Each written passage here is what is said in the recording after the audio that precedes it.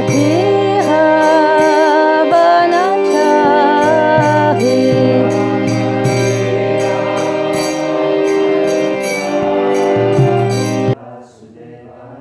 Om Namo Bhagavate Vasudevaya.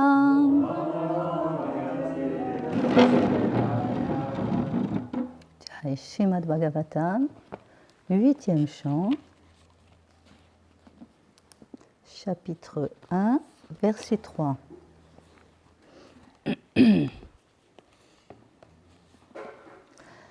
Yad Yashmin Antare Brahman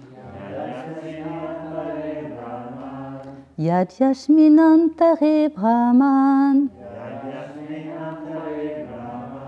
Bhagavan Vishva Bhavana Bhagavan Vishva Bhavana Bhagavan Vishva Bhavana Kritavan Kurute Karta Kritavan Kurute Karta Kritavan Kurute Karta Hi Hatite Nagate Dhyava Yatite Nagate Dhyava Yatite Nagate Dhyava Yadasminantare Brahman Bhagavan Vishvabhavana Kritavan Kurute Karta Yatite Nagate Dhyava Yashmin dans une ère particulière.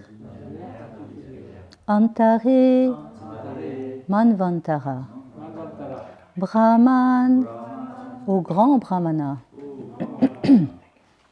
Bhagavan Dieu la personne suprême Vishva Bhavana qui a créé cette manifestation cosmique.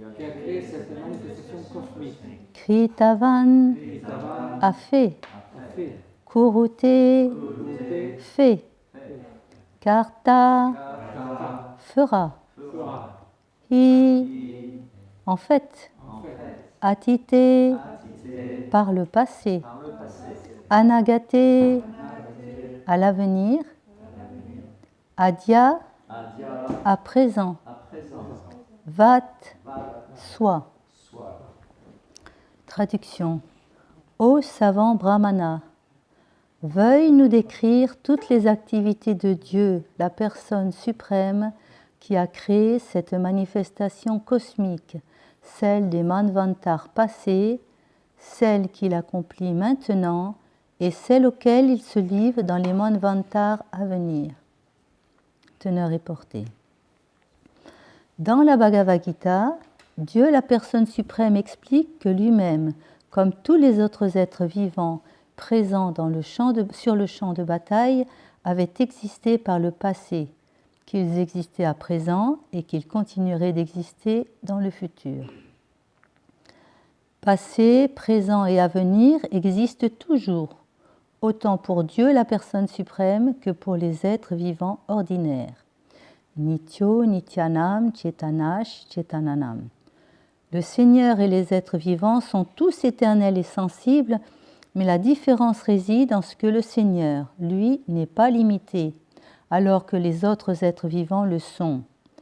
Dieu est le créateur de toutes choses, et bien que les êtres vivants ne soient pas créés, mais existent éternellement avec lui, leurs corps sont créés, alors que celui du Seigneur suprême ne l'est jamais.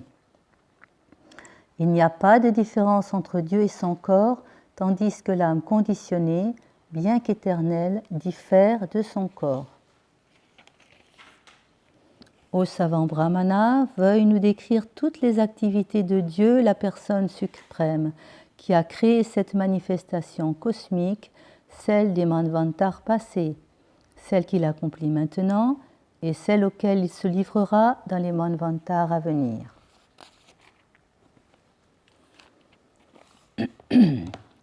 Omagyanati Mirandashya Janandana Salakya Chachorunitanyena Tashmae Shigurave Nama. Je suis né dans les plus profondes ténèbres de l'ignorance, mais du flambeau lumineux de la connaissance, mon maître spirituel m'a ouvert les yeux. Je lui rends mon hommage respectueux. Nama Vishnu Padaya Krishna Prestaya Bhutale Shimate Kopasami Prabhuti Namine Nama Vishnu Padaya Krishna Prestaya Bhutale Divedanta Swamini Namine Namaste Sarasvati Deve Gauravani Pracharine Nirvishesha Sunyavadi Pasyatya Deshatari. Merci. Oui, c'est bien. Donc, nous sommes en présence de Shukadev Goswami et de Maharaj Parikshit. Et c'est intéressant parce que Maharaj Parikshit, il pose des questions à son maître spirituel et on peut voir qu'il est sûr que son maître spirituel sait tout. Alors on peut se poser des questions. Comment ça se fait qu'un maître spirituel puisse connaître tout, que Shukadev Goswami puisse connaître tout? Krishna, dans la Bhagavad Gita, il explique que c'est lui qui donne l'intelligence, Dadami Buddhi Yogantam. Donc tout ce qu'on a besoin de savoir, Krishna, il le révèle à son pur dévot. Donc là, il lui demande quelles sont les activités de Dieu, mais pas seulement dans le passé, celles aussi dans le présent et celles qui vont se passer dans le futur. Alors, c'est très frappant parce que on voit que Krishna, il crée ce monde matériel. C'est quelque chose d'extrêmement élaboré. Il y a le monde spirituel et il y a le monde matériel. Et le monde spirituel, tous les êtres dans le monde spirituel sont libérés. Dans le monde matériel, tous les êtres sont enchaînés par les trois gunas. Donc, Krishna, pourquoi crée-t-il ce monde matériel? Quel est le but? Parce que Krishna, il est extrêmement intelligent et il est très profond. Donc, si ce monde matériel il existe, c'est qu'il a une raison. Alors, certains pensent que le Seigneur nous a donné ce monde matériel aux êtres pour pouvoir en jouir, pour pouvoir prendre plaisir dans ce monde matériel, et que tout ce qui est là, c'est pour le plaisir des hommes. Le problème, c'est que pour trouver quelqu'un de réellement heureux, malgré le fait qu'il ait peut-être la richesse ou la popularité ou l'érudition ou le renoncement, il est très rare, il est très difficile de trouver quelqu'un qui soit réellement satisfait. Donc, la conclusion quand même que l'on peut avoir, c'est que ce monde, il n'est pas fait pour notre plaisir.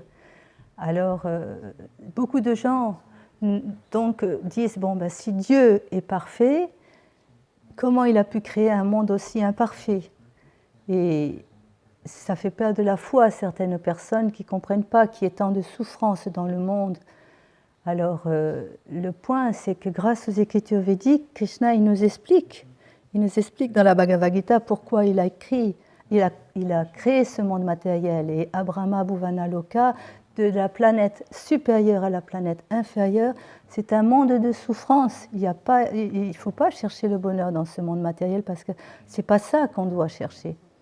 Alors, qu'est-ce qu'on doit chercher? Le point, c'est que ce n'est pas un hasard si on est venu dans ce monde matériel, c'est que nous sommes en fait des renégats.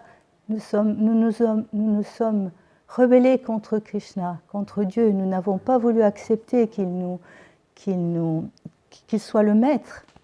Nous avons voulu prendre sa place à un moment ou à un autre. Nous l'avons envié. Nous avons été envieux de lui. Et ça ne pardonne pas. Dès qu'on devient envieux de Krishna, on ne peut plus rester dans le monde spirituel. On est obligé d'aller dans ce monde matériel où tous les gens qui se sont rebellés se retrouvent. Alors, c'est un peu effrayant dans un sens, parce que le monde spirituel, tous les êtres, ils adorent Krishna, ils adorent Dieu, et ils n'ont qu'un but, faire plaisir à Dieu. Et on se retrouve dans le monde matériel où on est au milieu de personnes dont le centre c'est eux-mêmes et ils veulent se faire plaisir. Donc automatiquement, ça fait des clashs entre personnes et ça peut faire énormément souffrir. Alors la leçon que l'on doit prendre, c'est que il y a autre chose. Ce n'est pas possible de vivre en étant tout le temps en conflit avec tout le monde, en étant en conflit avec son propre corps, avec son propre mental. Il y a des gens qui deviennent fous avec leur mental parce qu'ils n'ont pas appris à le maîtriser. Donc, il y a une urgence à travailler sur son corps, à travailler sur son mental, à comprendre qu'il y a autre chose que ce monde matériel. Ce monde matériel, il doit simplement nous aider à retrouver notre relation avec Krishna. Ça peut être difficile à comprendre. Ça peut être difficile à comprendre, mais quand on lit les Écritures révélées et quand on est guidé par un maître spirituel et qu'on entame le service de dévotion, qu'on apprend comment retrouver cette relation avec cet être suprême, eh bien, on devient heureux. On devient heureux, on sait qu'on fait la bonne chose et on se purifie, on sent qu'on commence à progresser et que l'on commence à aimer les autres êtres autour de nous, on commence à connaître Krishna. Donc il y a un changement d'horizon qui est très grand et qui fait que l'on commence à réaliser que ce monde matériel, il a une raison d'être. Alors c'est extrêmement complexe comment Krishna, en fait, il a créé ce monde matériel. Et c'est important pour nous aussi de le voir. Je me rappelle, il y avait une dévote qui m'avait dit, moi ça ne m'intéresse pas du tout de savoir comment le monde a été créé. Moi ce qui m'intéresse, c'est juste Krishna. C'est bien d'avoir cette idée, ce désir de connaître Krishna. Mais ce n'est pas ce que veut Krishna. Il dit, Tadvidi Pranipatena, cherche à connaître la vérité en approchant un maître spirituel. Donc Krishna, il veut qu'on sache pourquoi il a fait ça et quelles sont ses raisons et quel est son but, parce qu'on devient déterminé. Tridavrata, on devient déterminé. Donc ce monde matériel est très complexe. Krishna, il vient en tant que Mahavishnu. Il s'étend sur l'océan Karana et de son corps émanent des univers. Vous vous rendez compte, c'est une vision inconcevable. Hein? Mahavishnu qui est allongé sur l'océan causal, un Mahavishnu qui est colossal, et les univers, il y en a qui disent par ça, des fois les Écritures disent par sa respiration. Inspiration, les univers se déploient et quand il inspire, tous les univers entrent à nouveau en lui. C'est un processus qui dure indéfiniment. Et ça dure très très longtemps. Il expire, tous les univers s'étendent. Il inspire, tous les univers rentrent. C'est déjà une vision qui frappe, parce qu'on se rend compte qu'en fait, Dieu, il est très grand. Il est très grand et il agit à un niveau qui est qui est au-delà de ce que l'on peut imaginer. Et donc Krishna, il va, par son regard, dans tous ces univers, par son regard, il va injecter tous les êtres vivants. Ça aussi, c'est une vision magnifique. On voit le Seigneur, là, il ouvre les yeux et il injecte tous les êtres vivants dans les différents univers. Et ça, c'est pas un hasard, c'est pas qu'au hasard il envoie, non. Chaque être va aller dans tel ou tel univers, il va recevoir de la nature matérielle, Maya Dakshina Prakriti, qui est sous l'ordre de Krishna. Il va recevoir un certain corps d'après ses désirs et d'après ses activités passées. Donc tout est très très bien calculé avec une perfection qu'on ne peut même pas imaginer. Donc chaque être se retrouve dans les corps. Et après, Garbhodakashayi Vishnu, il vient dans chaque univers. C'est l'âme de l'univers, Garbhodakashayi Vishnu. Et lui, il permet la variété. Et après, nous avons encore Mahavishnu qui devient Kshirodakashayi Vishnu, une émanation encore. Et lui, maintenant, il va dans chaque atome, dans chaque cœur de chaque être vivant. Il est partout. Kshirodakashayi Vishnu, il est partout. Alors, il y a beaucoup de choses à voir avec Kshirodakashayi Vishnu parce qu'en fait, il a une planète, il est sur l'océan Kshara, sur l'océan de lait, et en même temps, il est dans le cœur de chaque être, et il est dans chaque atome. Donc, il n'y a rien qui peut échapper à l'œil du Seigneur. Il n'y a aucune illusion à se faire. On ne peut pas échapper à l'œil du Seigneur. Et en plus, il accompagne chaque être vivant dans le cœur. Donc, personne ne peut se sentir seul, parce que Krishna est toujours là dans notre cœur. Et c'est une méditation qu'il faut travailler. Moi, je sais que ça m'a pris beaucoup d'années, essayer de réaliser que Krishna, il est toujours avec moi. Et il dit que le sannyas, il faut à tout prix qu'il ait cette réalisation, qu'il peut aller n'importe où dans la jungle, n'importe où se retrouver seul, qu'il n'a rien à craindre parce que Dieu, la personne suprême, le protège. Donc il faut avoir cette notion que le Seigneur ne nous quitte jamais. On peut se sentir des fois abandonné, on peut se sentir des fois seul, mais c'est jamais vrai, jamais vrai. Dieu, il est toujours avec nous, il nous accompagne. Et il y a une image qui est donnée, c'est que comme on sent comme on peut sentir le parfum d'une fleur, de la même manière, le Seigneur, il connaît tous les sentiments, il connaît toutes les peurs, toutes les craintes de l'être, et il est capable d'aider chacun d'entre nous. Il est capable de nous aider.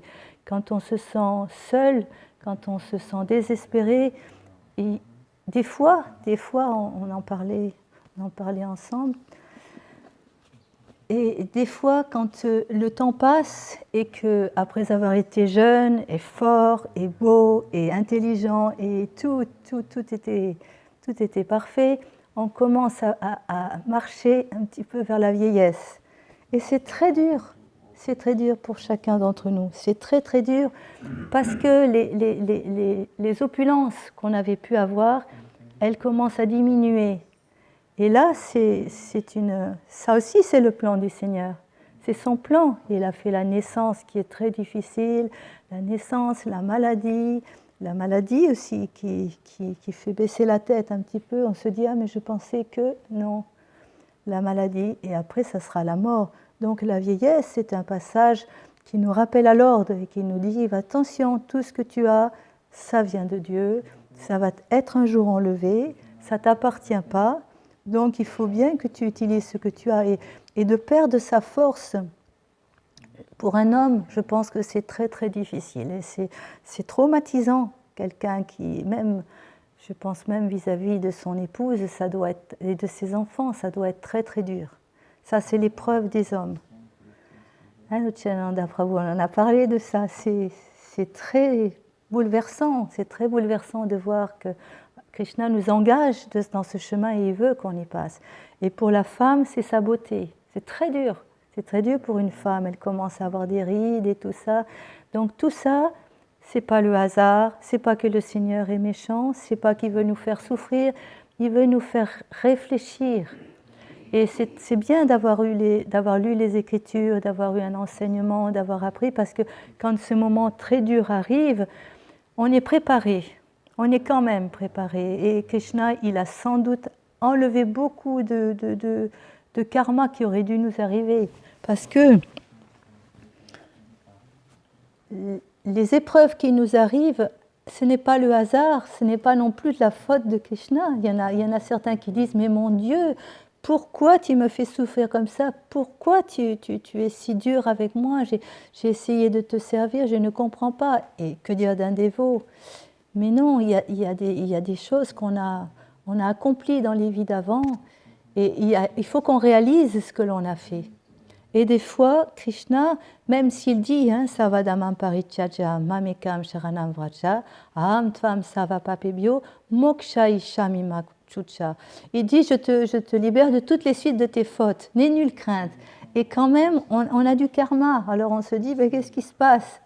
Alors bon, il y a l'explication que c'est le ventilateur qui continue encore à tourner, même si on a débranché. Mais il n'y a pas que ça. C'est dit aussi dans les Écritures que Krishna, il utilise le karma qu'on aurait dû avoir, il l'utilise pour nous aider à progresser. Donc c'est une indication quand même, quand il nous arrive quelque chose, c'est une indication. Est-ce que j'ai peut-être on peut toujours se poser la question, est-ce que je n'ai pas offensé un Vaishnav aussi? Ça coûte cher d'offenser les Vaishnavas, il faut faire très attention. Surtout en étant ensemble, entre nous, on a des fois tendance à devenir un peu familier. On oublie qu'un Vaishnava, c'est quelqu'un d'extraordinaire parce qu'il s'est abandonné à Krishna, à Dieu. Dans la Bhagavad Gita, il dit, même s'il commet quelque chose, apichet sudrachaya, même s'il commet quelque chose de grave, c'est mon dévot. Et rapidement, il va se purifier parce que je vais m'en occuper. Krishna, il s'occupe de ses dévots. On n'a rien à craindre. Des fois, on se dit peut-être que je dois le dire. Si ce n'est pas notre service, si on n'est pas une autorité, il faut laisser Krishna s'en occuper. Parce qu'offenser un Vaishnav, on l'a vu avec Maharaj Ambarish et Durvasa Muni. Durvasa Muni, il a réellement essayé d'aller partout et il était tellement puissant qu'il a pu aller même avec Kunta. Le Seigneur lui a dit non, retourne vers mon dévot. Donc, il faut faire très attention avec les dévots. Donc, on se trouve dans ce monde matériel, c'est très difficile, mais Krishna nous donne les Écritures. Il nous encourage à aller vers les dévots et petit à petit, on commence à comprendre que tout a été organisé et que les Écritures peuvent nous parler de Krishna, des différents avatars. Tout est marqué, il n'y a pas de surprise. Et c'est pour ça qu'en Inde, où il y a beaucoup de personnes qui se font passer pour des avatars, c'est souvent des yogis qui ont quelques pouvoirs. Donc ça frappe quand on voit quelqu'un qui a un pouvoir. On se dit, c'est pas ordinaire. S'il n'est pas marqué dans les Écritures, s'il ne s'est pas donné son nom, comme il disait Srila Prabhupada, le nom de ses parents, sa mission, ce qu'il doit faire et tout ça, c'est quelqu'un qui usurpe ce rôle. Donc tout est inscrit. On a les Écritures, on a des guides et Krishna, il nous envoie notre maître spirituel. On n'a pas à s'inquiéter, on n'a pas à se dire ah oui mais moi je ne sais pas comment je vais le reconnaître, qui c'est, je vais me tromper. Il n'y a pas cette inquiétude à avoir parce que Krishna il veut qu'on retourne à lui. Donc il va nous donner, nous diriger vers la bonne personne qui va nous guider et nous aider. Parce il y a une clé, c'est qu'il faut qu'on s'abandonne. Et si notre maître spirituel, on n'a pas cet élan de s'abandonner à son maître spirituel, on n'apprendra pas à s'abandonner à Krishna. Donc c'est très grave le choix du maître spirituel, et en même temps c'est organisé. Ça va très loin. Et il y a même un dévot qui avait posé la question à Srila Prabhupada, qui avait dit mais Srila Prabhupada, comment on va retourner dans le monde spirituel? Qu'est-ce qui va se passer? Srila Prabhupada, il lui a dit, t'inquiète pas, tout est déjà organisé. C'est fabuleux ça, tout est déjà organisé. Quand on devient un dévot, il n'y a rien à craindre. Krishna, on dit ça, le passé, le présent et le futur, Krishna, il sait tout, bien sûr, il sait tout. Alors il y a un point important dans la teneur et portée, c'est qu'on a toujours existé. Ça aussi, c'est à méditer, à vraiment méditer, parce que c'est difficile de se dire qu'on est éternel. Bien sûr, on n'a pas envie de mourir, ça c'est autre chose. On n'a pas envie de mourir, on n'a pas envie de vieillir, on sent bien quand même que ce n'est pas très normal, mais de là à être éternel, c'est beaucoup. Et on est éternel, on a toujours existé, on existera toujours. Natvevam, Jatunasham, on a toujours existé, et le Seigneur dit, on existera toujours. Alors donc, on est pareil que Dieu. On est pareil que Dieu, puisqu'on a toujours existé, il a toujours existé. Et c'est là où on voit la différence. Le point, c'est que on reçoit un corps créé, un corps matériel fait de matière qui ne va pas durer parce qu'on s'est rebellé contre Dieu. Mais théoriquement, on a un corps spirituel. Ce n'est pas notre corps spirituel, il est recouvert de cette matière. Donc on a un corps spirituel. Le Seigneur, il n'est jamais recouvert par Maya. Maya, elle ne peut pas le toucher. Maya, c'est sa servante. Maya Dakshina Prakriti Suyatesa Charat Charan. C'est la servante de Krishna, donc elle ne peut pas le recouvrir. Mais sur son ordre, elle nous recouvre parce qu'on ne peut pas avoir nos désirs satisfaits sans ce corps matériel, parce que c'est pas normal. C'est pas normal de vouloir satisfaire nos désirs. De par notre nature, on est éternel et on est le serviteur éternel de Krishna. Donc ce corps matériel, il est fait pour nous permettre, c'est comme une combinaison dans un certain univers qui fait que on peut jouir, essayer de jouir de nos sens, quand c'est absolument impossible. On a l'estomac qui ne peut pas... Si on donne de la nourriture dans la main, si la main elle essaie de manger la nourriture, ce n'est pas possible, ça ne marche pas. Donc de la même manière, on doit réaliser ça, que ça ne marche pas. On peut essayer tant qu'on veut. Souvent dans le monde matériel, les gens disent « Oui, je n'ai pas réussi à être heureux avec cette femme-là, mais c'est parce que je me suis mal pris, je dois me corriger, je dois faire ça, ou c'est de sa faute à elle. Donc là, je vais en chercher une deuxième, et là, je ne vais pas faire la même erreur. » Et il ne fait pas la même erreur, mais ça ne marche pas encore, et il ne comprend rien, il ne comprend pas. C'est juste que ça ne peut pas marcher, c'est pas fait pour ça. Donc, c'est les plans du Seigneur, c'est les plans qui, ces 4 portes là, terribles de la naissance, la maladie, la vieillesse et la mort. Et personne ne peut y échapper. On ne peut pas y échapper, mais le dévot ne doit pas, ça ne doit pas le rendre malheureux et ça ne doit pas l'effrayer. Surtout, ça ne doit pas l'effrayer. Il doit prendre appui sur tout ça pour pouvoir progresser. Et comme ça, quand le corps il commence à se dégrader, il doit se dire, bon, maintenant, Krishna est en train de me dire, hé, redonne-moi ce corps matériel, tu n'en as plus besoin. C'est fini, tu n'en as plus besoin, tu es une âme spirituelle. Et reviens avec moi, reviens avec moi. Et dans les Écritures, on parle de la cage. On est enfermé dans cette cage. Ce corps matériel, c'est une cage, c'est une prison. On s'habitue un petit peu à vivre dans cette prison, mais ce n'est pas normal.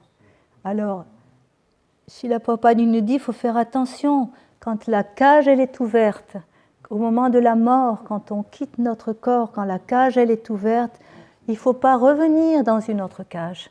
Il faut que nos pensées soient fixées sur le Seigneur. C'est très important de fixer ses pensées sur le Seigneur pour pouvoir retourner au monde spirituel.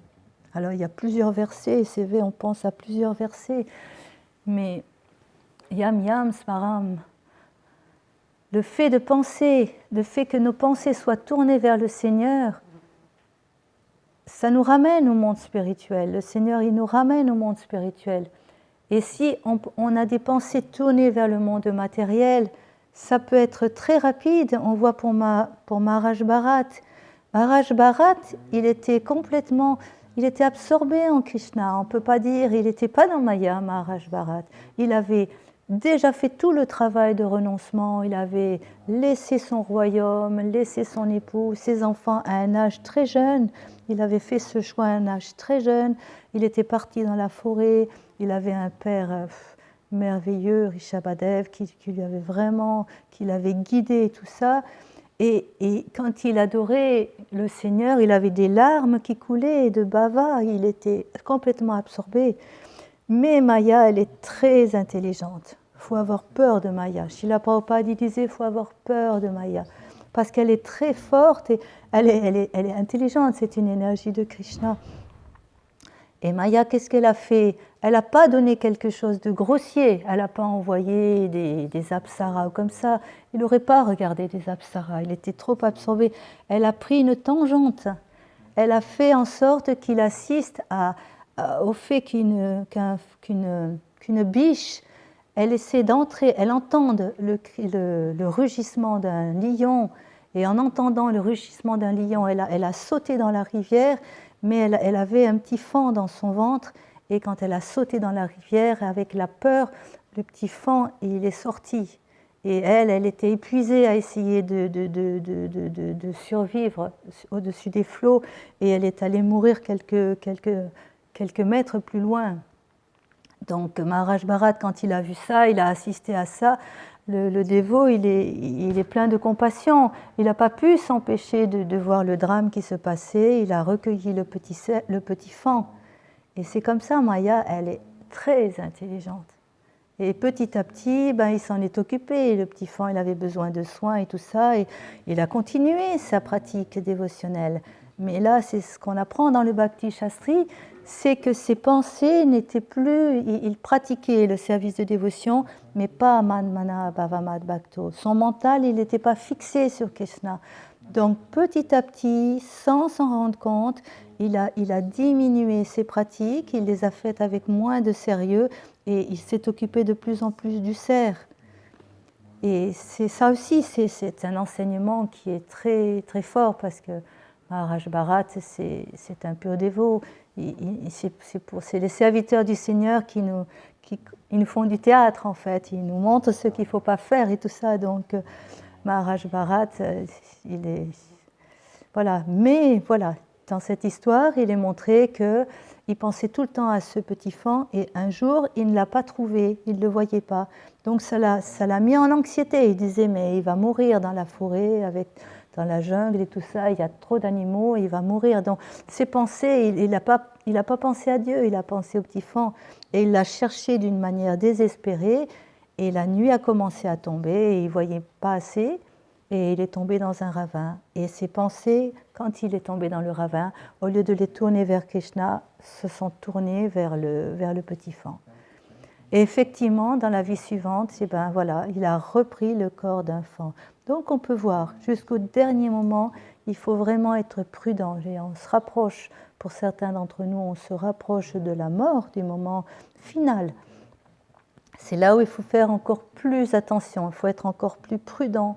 Parce qu'on le voit avec Maharaj Bharat, il est devenu un petit enfant, mais bien sûr, dans sa vie, comme il avait fait tellement d'avancements dans la vie d'avant, il n'est pas devenu un enfant dans l'ignorance, il se rappelait de sa vie passée. Et là, il a fait très attention, il est dit qu'il a quitté sa mère et il est parti rejoindre les sages. Dans un ashram, il est allé rejoindre les sages en attendant impatiemment qu'il quitte ce corps. Et après, il est devenu Jad Bharat, donc un brahmana. Il a pareil, il était extrêmement prudent. Il ne voulait pas qu'il y ait d'affection, que l'affection qu'il puisse avoir pour sa famille le retienne. Donc il a décidé de faire comme s'il était sourd, muet, et il était stupide. Et son père l'aimait beaucoup. Il aurait pu s'attacher à son père parce que son père était un brahmana, il adorait son fils. Et il essayait tellement de lui apprendre les rudiments, de lui apprendre la gayatri, la propreté, tout ça. Et Jad Bharat, il faisait exprès de faire le contraire pour qu'il l'arrête. Mais son père finalement est mort. Et donc, il s'est retrouvé avec sa famille et ses frères et sœurs, donc l'ont considéré comme quelqu'un de stupide. Mais lui, il continuait son service de dévotion dans son cœur. Il était toujours absorbé en Krishna et c'est très fort parce qu'il arrivait à être complètement détaché de ce que pouvaient penser les autres. Et il lui arrive beaucoup de choses après. Il sera même protégé en personne par Durga. C'est assez fort, hein. Et il va après servir de guide pour le roi Raugan. Donc là aussi, on peut voir comment Krishna, il envoie des guides, il nous envoie notre maître spirituel et nos maîtres spirituels, parce que les Shiksha Gurus sont aussi très importants. Donc, les êtres vivants, ils sont éternels, nous sommes éternels, mais nous avons ce corps de matière. Le Seigneur, il a un corps spirituel, Ishvara Paramakrishna, Sachitananda Vigraha. Il a une forme qui est faite de connaissance, d'éternité et de félicité. Il est la source de toute connaissance, de toute félicité et de toute éternité. Et il est dit, il ne change jamais de corps. Et c'est son corps. Il a toujours son corps spirituel. Donc il n'oublie jamais. Il connaît le passé, le présent, le futur, mais nous l'oublions. Donc le Paramatma, le Seigneur dans notre cœur, dès qu'on reprend un nouveau corps, il nous rappelle, voilà, ce que tu voulais faire dans la vie d'avant, tu voulais devenir un savant, tu voulais connaître les Écritures, tu voulais devenir la plus belle femme du monde, il nous rappelle. Sinon, on ne s'en rappelle pas. Quand on reprend naissance, le choc de la naissance est si traumatisant, on ne se rappelle plus rien. Et pourtant, Et pourtant, c'est incroyable. Dans le corps de la maman, l'enfant, il prie. Il dit, je t'en supplie, permets-moi de penser à toi et tout ça. Et puis, quand on ressort, parce qu'il y a tout un travail à faire sur nous. Il y a ce travail à faire sur nous qu'on est en train, nous, dévots, de faire maintenant. Et il faut le faire avec énormément de conviction, en sachant que le succès est assuré. Je regarde un petit coup. Le succès est assuré et il faut avoir cette foi très profonde que par le service de dévotion, je deviendrai un pur dévot et je pourrai retrouver ma nature spirituelle et retourner au monde spirituel. Et le dernier verset que j'aimerais dire, c'est Janma Karma Chamedi Vyam. Le fait de savoir que Dieu, la personne suprême, que sa venue, ses activités sont transcendantales au-delà de la matière, pour rester dans le verset, eh bien, si on le sait, on est sûr de retourner au monde spirituel. Donc, c'est très important de méditer dessus et d'essayer de réaliser, en fait, que le Seigneur suprême, il est totalement au-delà de tout et qu'il est transcendantal. Voilà. Si vous avez des questions ou des commentaires.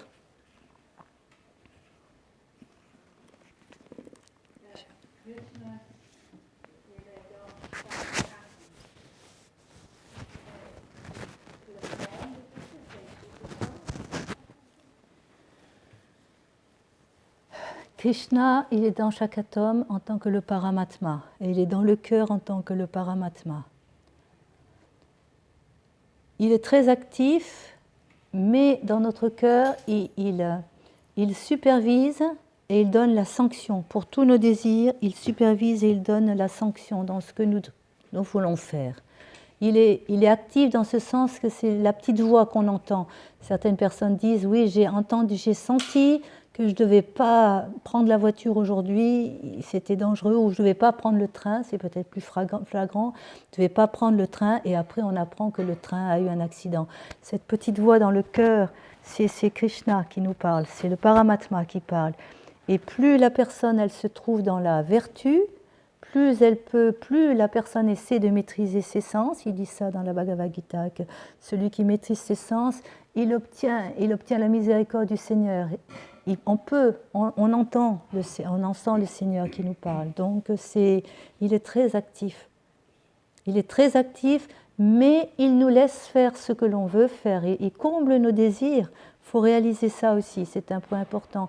Le Seigneur, il comble nos désirs, donc il faut faire attention au niveau de nos désirs. Il va nous prévenir que peut-être on a tort d'avoir ce désir-là, mais il ne nous empêchera pas de le faire. Donc il faut faire attention. Voilà.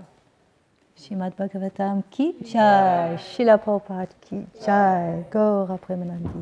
Haribol.